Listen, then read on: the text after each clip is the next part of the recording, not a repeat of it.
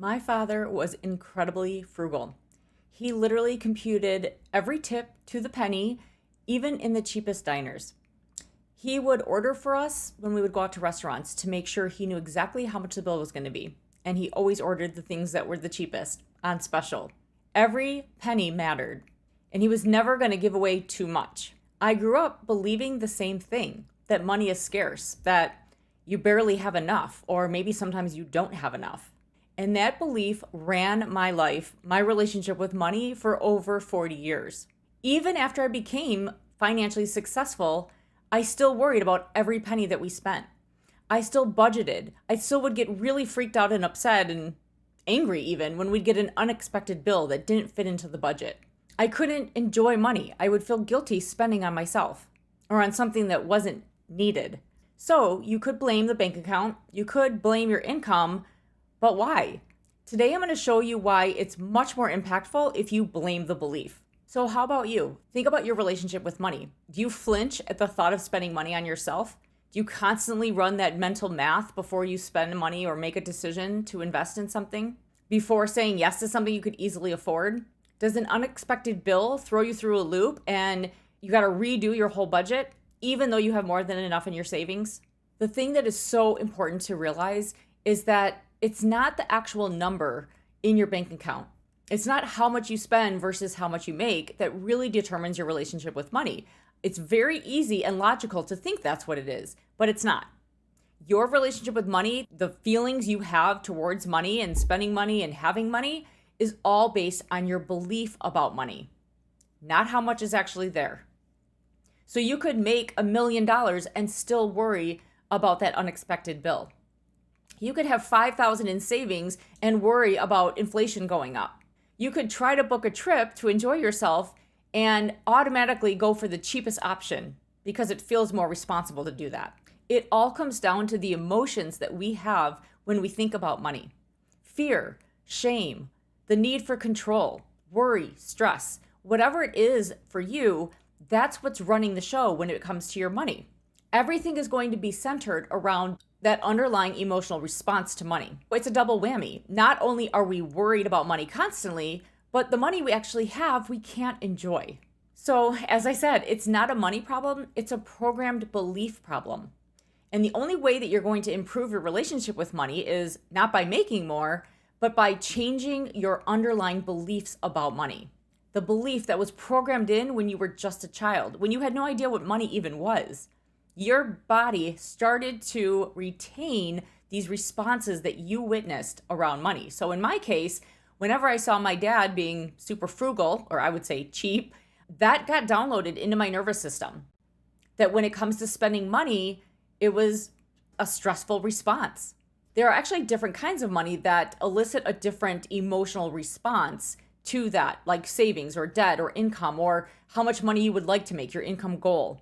So when you were around anything related to money when you were a child, if there was a sensation of tension or anger or worry or stress, that response got downloaded into your system. And it created a belief that literally gets stored in your nervous system as a response. So every time you think about spending money, you have an automatic nervous system response in your body that you can feel. And it feels like tension or worry or stress or frustration or shame or guilt. And logic can't overcome it. That's why no matter how much success you get, you always feel the same about money. It's just at a higher level. You worry more even the more money that you have.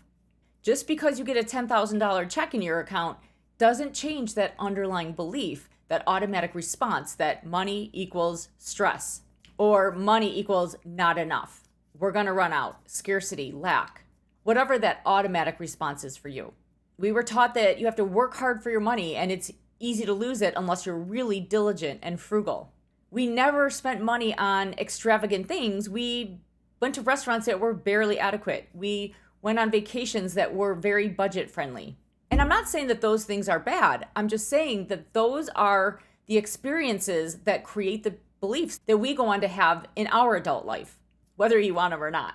And actually, the biggest problem is when you like to spend money, when you want to go on nice vacations, but you have this conflict deep within you that you feel guilty or it's irresponsible because of that belief running the show. Your conscious mind, your conscious desires is not in alignment with what that underlying programmed nervous system response actually is. This is a huge problem for high achievers because the response isn't to make more money or to budget better or to be more disciplined. The solution is to reprogram the belief. And to reprogram the belief, you've got to go deep. The first key is your emotional response to money. So if you just do a little quick test and you think about how much money is in your account literally right now, what's the first thought and emotion that comes up? That's a key to what your beliefs are. So the solution is based on 3 R's. The first one is reveal. So we need to reveal that deep belief that we have towards money. And let's just use savings as an example. So whatever belief you have about how much money you need to have in your bank account to be safe or secure or feel like you have enough, that is your belief around your savings. That will determine how you feel about your savings no matter what it is. And yes, maybe if it goes up, you feel a little bit better, but there's still an underlying belief about what it needs to be to feel good. So if it dips down, you lose some of that security, some of that safety, and then you start to worry. Hence that unexpected bill causing so much anxiety or angst. The good news is that when you do reveal this, you'll see that it's actually not you. It's this old paradigm that came from, in my case, it was my dad.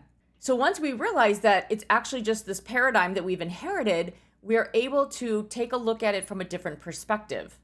The second R is to release.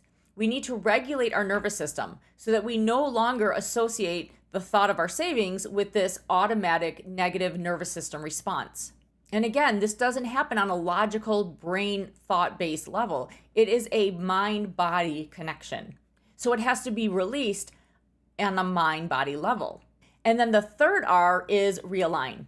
So once you understand exactly what the belief is that you have, and then you regulate your nervous system and basically dissociate that thought from the automatic reaction, then you're able to realign your nervous system, your beliefs with what you actually want. How do you want to feel about money?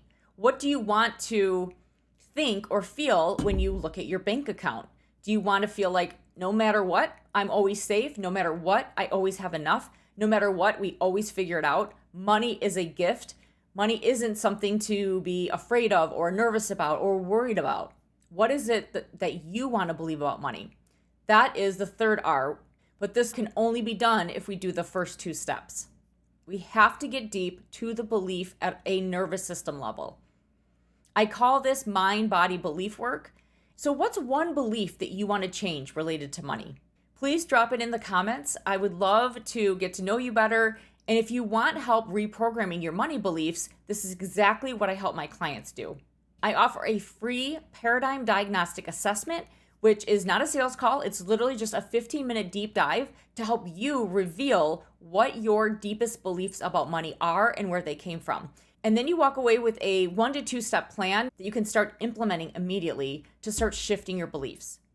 Please hit subscribe so you don't miss my next video. Until next time, thank you so much for being here.